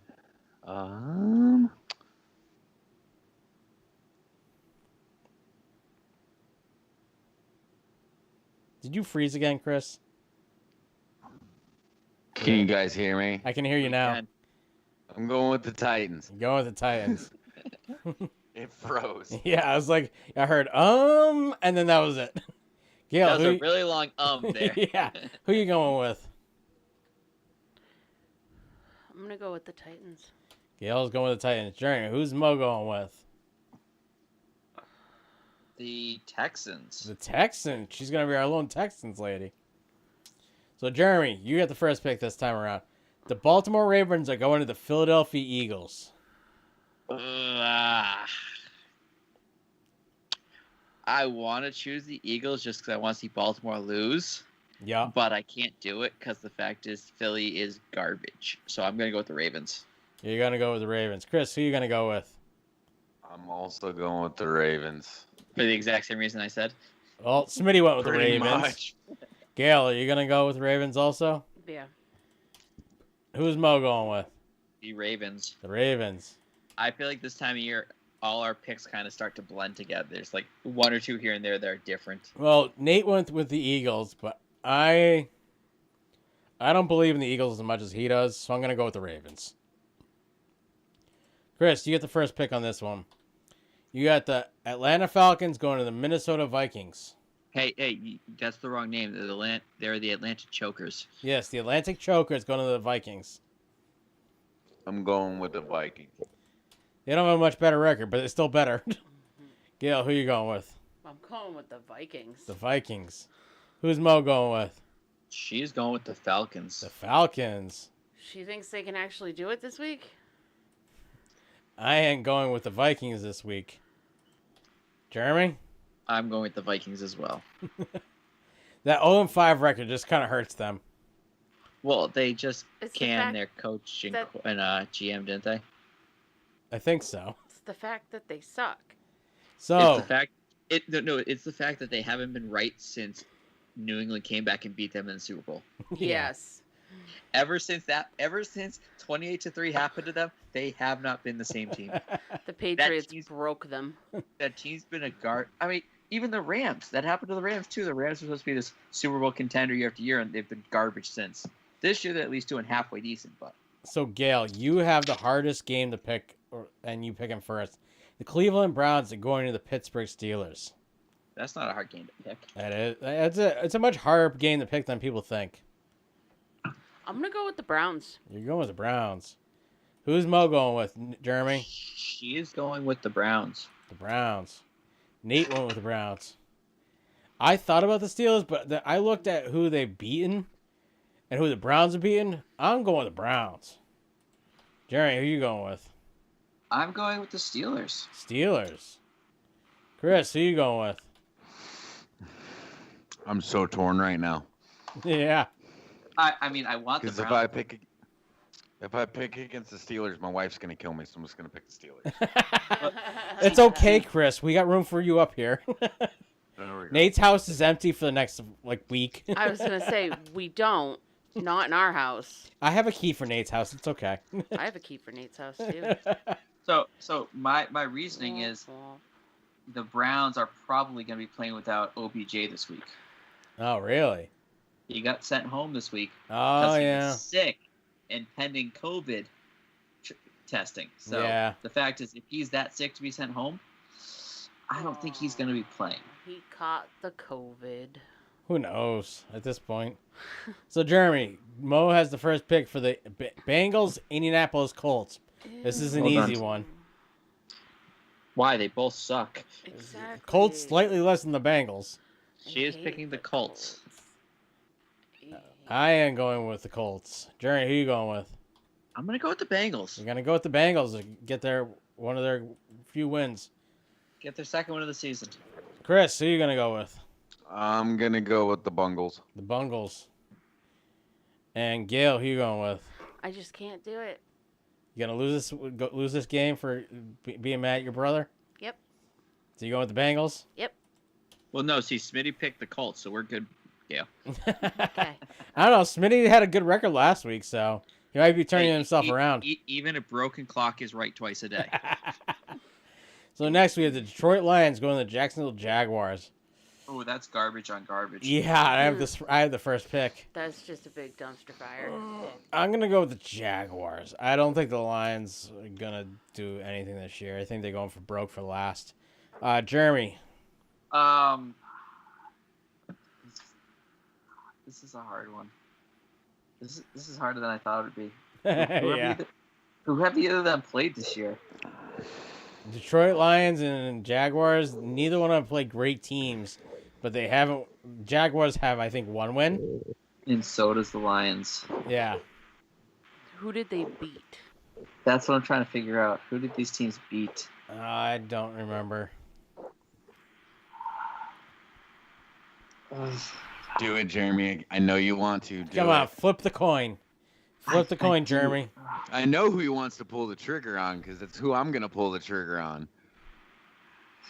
I'm gonna take the Lions. Yeah, take the Lions. You taking the Lions, Chris? I am, and I need Prater to have a huge game. I need one of those 30-point kicker games. Gail, who you going with? Gail's usually done all her research, done her spreadsheets. The worst part, I haven't looked at any of these games prior to picking them at all this year. Neither have I. That's why I've done so well, I think. Well, you at least have seen them. You look at them and read them. Right, I but look at it and read them. The worst part is these games have all been in flux, so it's like things have changed, and I've been rearranging them, so I don't even remember what I've seen. Okay, so that's not bad then. Who did the Jags beat? I don't see a team that they beat. Jaguars won 2 weeks ago. They beat the. Oh, they lost. they beat the Colts. They beat the Colts. They lost to the Bungles. So who you going with, Gail? Flip the coin. I'm gonna go with the Lions. Lions. Who's Mo going The Lions. Hold on. Let me see. She is going with the Jags. The Lions did beat the Cardinals. They beat the Cardinals. And the Jaguars beat the Colts. So. with? All right, so. Jeremy, Mo's going with the Jags. I said. Yeah, Right? you're going first. We got the what game we on Chicago now? Bears going to Carolina Panthers. Oh, that might actually be a good game. Yeah. You know. Let's get ready to rumble! I don't want to make this pick. I'm gonna go with Nick Foles and the Bears. Chris, who you going with? Is that a question, really? Yep, so you're going with Panthers? Hell no. I'm going with the Bears. Dumb Gail, Bears. who you going with? I'm gonna go with the Bears. The Bears. Who's Mo going with? The Bears. So Chris, she's in the correct order this week. You can call Smitty and Nate and tell them that they're idiots for going with the Panthers, because I am also going with the Bears. Do not call anyone an idiot. It's the NFL. Just when you think you have it figured out, they're going to change it on you. Yeah. So, Chris, you got the first pick on this one. We got the Washington football team, formerly known as the Redskins, going to the New York Giants in that awful field. God. Hey, in Alex Smith we trust. I'm going to take the Giants just like you said because of that damn field. Gail, who you going with? Ew. Yeah, it was right. Yeah, I mean... It was not the answer. Sorry, It's Gail. terrible. Please try again later. It's terrible. It's just... Yeah. That's pretty much how I feel. Ugh.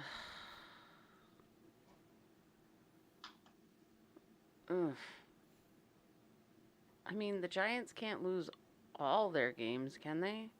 Yes, they can. It's happened before. It'll happen again. There's another good movie. That's terrible. That's terrible. Giants. Thank you, Charles. That's terrible. Who's Mo going with? She is going with the Giants. Nate went with the Redskins.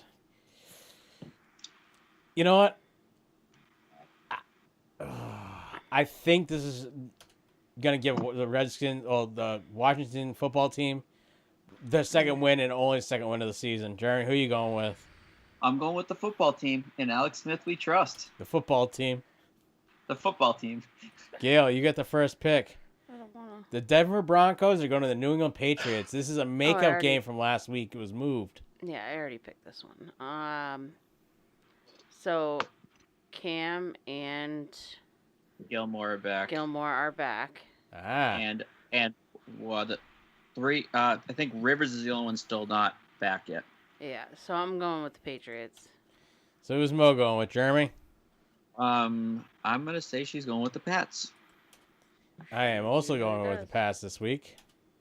Jeremy, who you going with?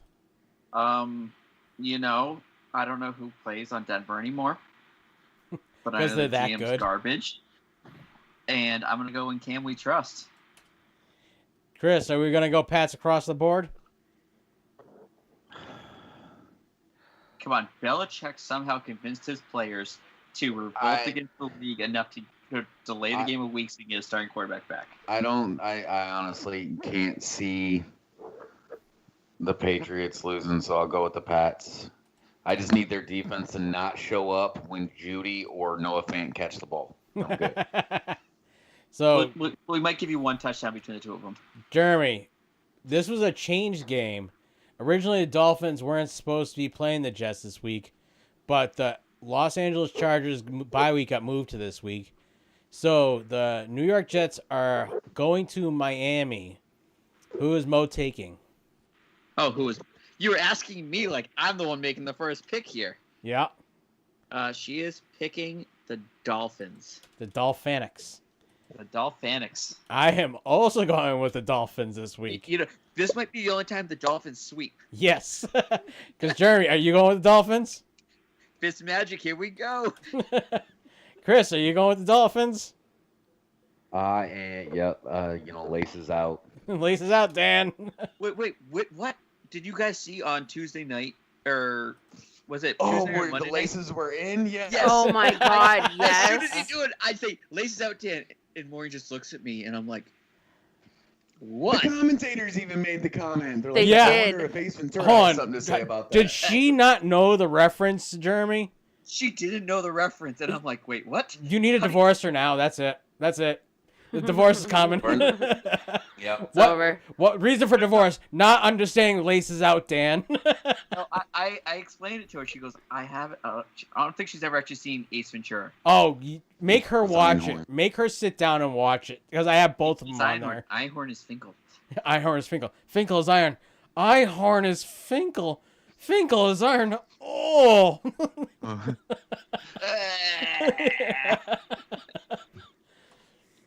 Anyhow, Gail, who you going with? I'm going with the Dolphins. We went there to get here. Finkel is Einhorn and Einhorn is Finkel. Yes. Chris, just when you thought this was going to be a shorter one, we're closing on the 2-hour mark. I know. Well, we're almost Going done. off on tangents. Yeah, we need to be almost done because Alex has school tomorrow. So I have the first week between the Green Bay Packers and the Tampa Bay Buccaneers. This is gonna be a good game. This is gonna be a good game. This is a 4:25 game, so that means it should be nationally televised. I pray to God. Oh, it will be. Oh, yeah. Or at least every Tampa Bay game is being televised in New England this year because they Yeah. know it's going to draw the viewing public. Right. So, you know what? I think the Packers are gonna get their first loss, and the Tampa Bay Buccaneers got yelled at enough by Brady. So I'm gonna go with Brady and the Buccaneers to beat the Green Bay Packers. Jerry, who you going with? That's in Tampa, right? It's in Tampa, and it's been much warmer down there than it has been in Green Bay. It's like 100 No degrees shit, in Sherlock. Florida right now. But a lot temperature difference. I'm gonna say shit. It was 86 here today. My friend posted it was 100 degrees in Florida today. Oh, lucky them. Yeah, the sister-in-law's in Florida, and she posted like this whole next week it's going to be in the hundreds. I think it is. So who you going with, Jeremy? You get inside information of Florida temperatures. I'm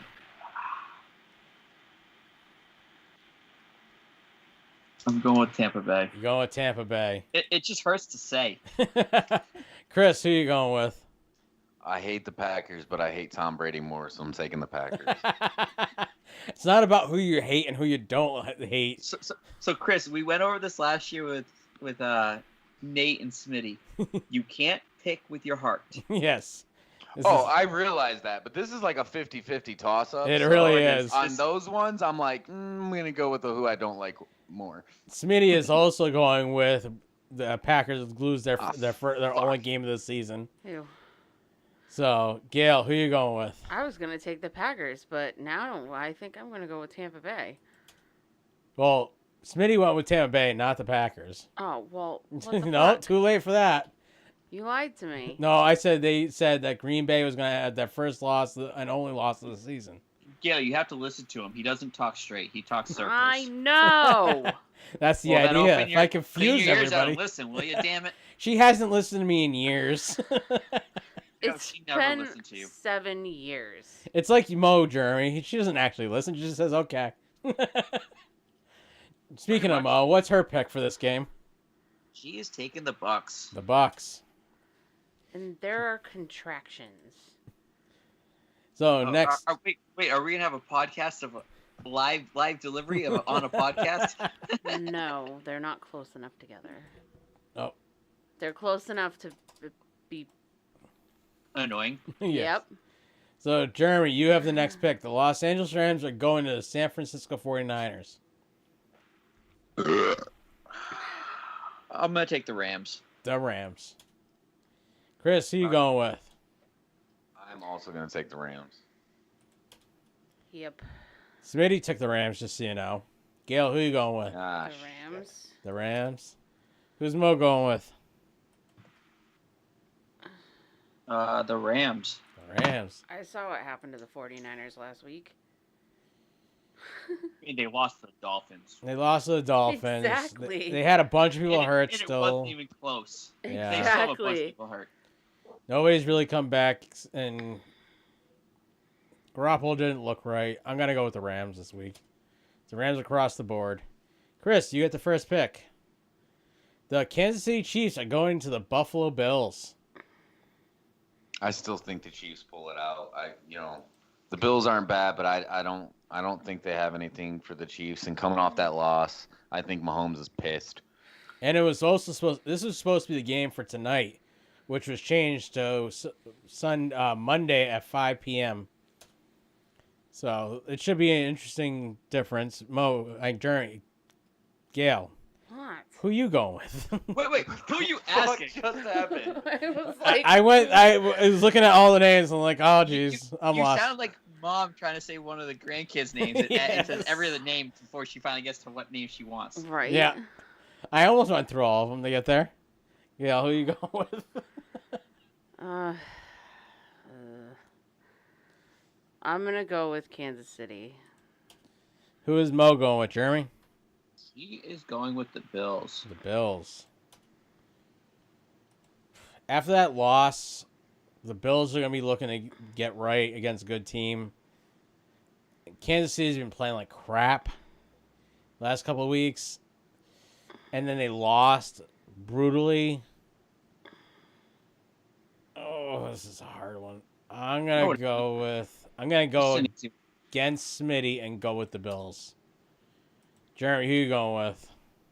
Going with Mr. Mahomes. You're going Mahomesy. He's my Mahomesy. You got the first pick of next week. The Arizona Cardinals are going to the Dallas Cowboys and their new quarterback. This is actually a hard game to pick. Now it is. This could be a really good game now. It would have been a really good game either way, but if Dak was there, they'd come up short. Well, yeah, that's a guarantee.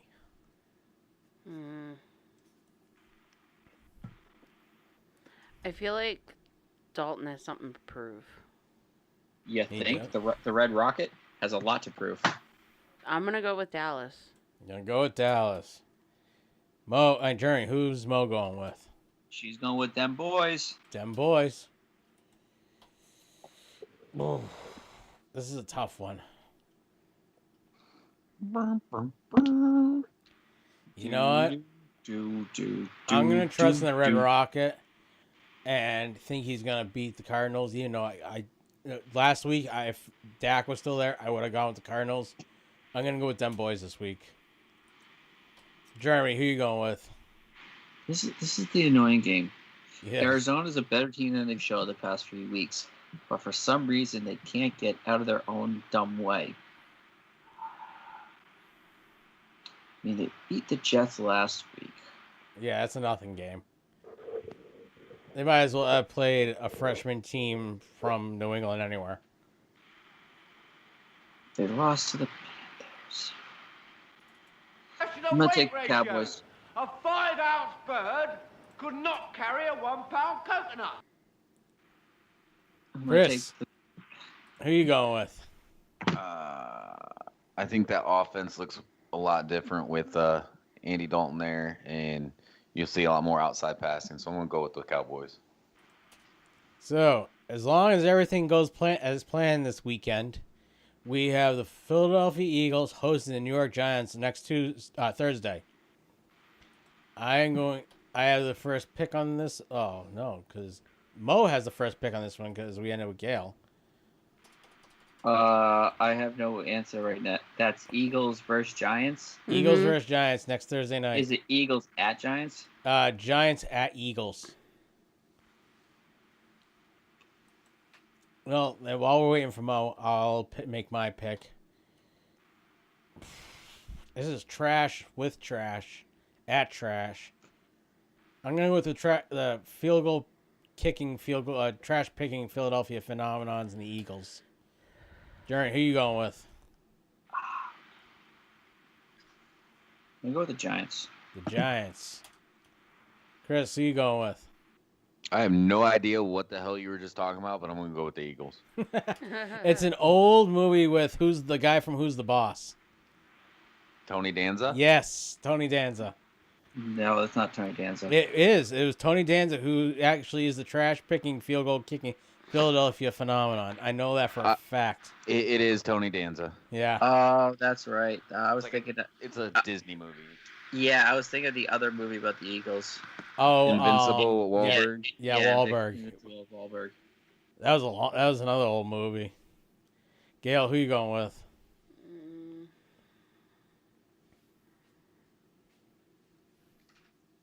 It's a super old Disney movie, actually. Well, it's the Eagles. No one cares about them in years, so. Screw it. I'm going to go with the Giants. Giants, Gail's. Hey, why are you copying me, Gail? I want to be the lone giant. Have we gotten another answer from Mo yet? She might be asleep, or she's still sorting labels or some shit, whatever she's doing up there. All right, and I didn't get an answer. I didn't get a text from Smitty about who he's going with. Oh no, he said he was agreed with everything Nate said, except for a few games. So we'll go with what Nate said. Let's ask Smitty on that one. Well, yeah, I'll text him later. We can message him. He said he'd possibly be on tonight, but apparently his date must have went well. Let's start blowing up the thing. Hey, Nate's back. They took a little hiatus for a little while. So he only needs like 6 minutes. That's including cuddle time. Well, yeah, that's what I'm saying. Like, that's pre-cuddles and after cuddles. All right, guys. So it's been fun.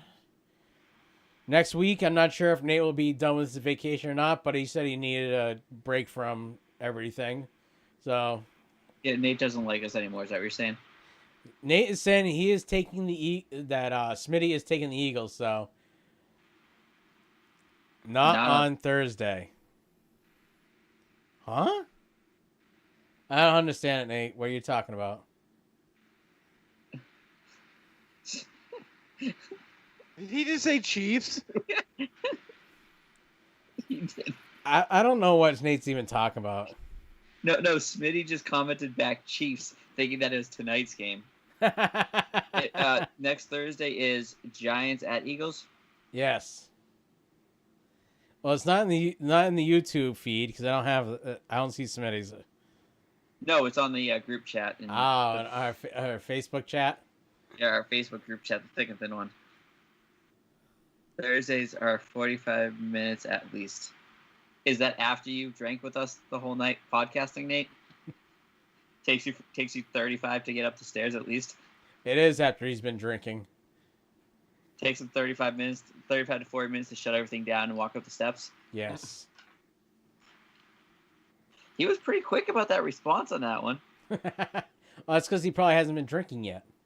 Well, no, I tagged him on it. Ah. All right, guys. Time to call it a night. That's all, folks.